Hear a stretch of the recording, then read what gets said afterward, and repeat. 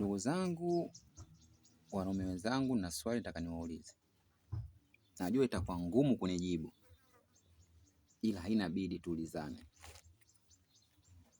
Wale waliooa na wale wanaoishi na wanawake, pika pakua kitanda kimoja kama vile wameoa, wote lao hili moja, wanafaa kulijibu hilo swali. Haya, mke wako au mwanamke wako ameshika ujauzito na akajifungua mtoto au amezaa mtoto, je, yule mtoto atakuwa ni wa kwako au ni wa kwako kwa sababu unaishi naye? Kama unaweza kunijibu nijibu, kama uwezi basi naomba nijibiwe na yule ambaye hayupo kwenye ndoa. Yeye ndo anajua siri ya ndoa yako, ya huyo mke wako. Naondoka, utakuta majibu hapo.